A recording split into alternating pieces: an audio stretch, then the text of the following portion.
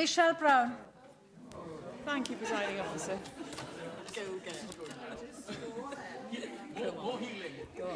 You know, I know, it's touching, isn't it, Presiding Officer? Yeah. You know, the awkward thing about Labour and Plaid's refusal to support this LCM is that I'm not sure if I'm surprised or not. It's as if the recent general election didn't happen. Everyone was aware that the election was primarily about Brexit, and the public reasserted its voice. Fed up that their opinions were being ignored, people supported Boris Johnson's position that even without a deal, the UK should leave the EU at the end of this month.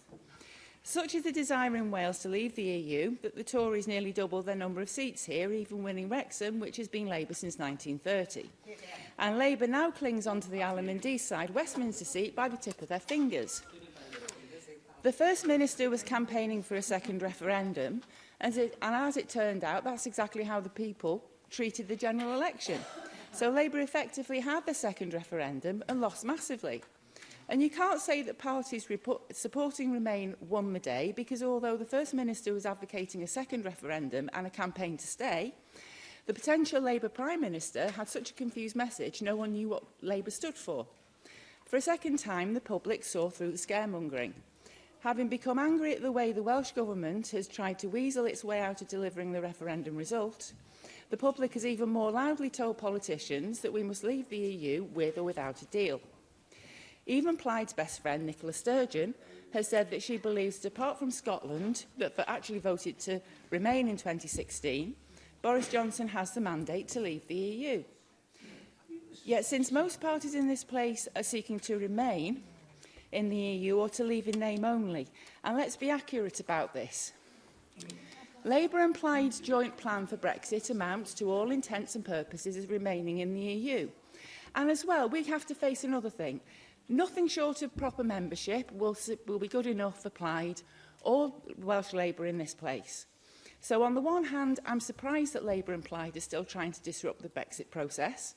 But on the other, I'm not at all surprised because they have been ignoring the views. You've all had your opportunity to give your two pence.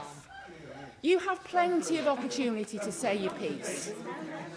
Plenty of opportunity to say your piece. Let me say mine. I'm not at all surprised because they've all been ignoring the views of the voters for a few years now, even in the face of electoral decline or stagnation. Unlike Labour, Boris Johnson made his position crystal clear, and the general election was unambiguously showed us that we should leave the EU with or without a deal. At least that's what it shows those of us who don't think the electorate are stupid. So why are the Welsh Government and many AMs still trying to thwart Brexit? Protest all you like. People out there know what this Welsh Government's agenda is in opposing this LCM. How many times do the people have to tell you what to do before you'll listen to them? How many seats do you have to lose before you'll listen to the democratic voice of the people? We hear some moaning that the withdrawal agreement bill is undemocratic because it doesn't allow much input from the Welsh Government. Yet this Welsh Government think nothing of trying to ignore the democratic will of the Welsh electorate. Boris Johnson is right to deny the Welsh Labour Government any substantial involvement in the Brexit process because they will do everything possible to make it fail.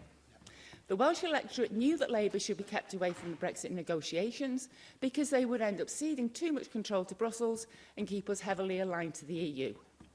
The Welsh electorate knew that Labour being anywhere near the Brexit process would mean at most we would leave in name only, and they clearly don't want that. So I'm sure that Boris Johnson will be ignoring any rejection of this LCM by this Assembly, and so he should. He doesn't need a mandate from the Welsh Assembly. He has a mandate from the British people. He seems prepared to respect the will of Welsh voters, even if Labour, Plaid and Lib Dems aren't. Thank you. Carwyn Jones.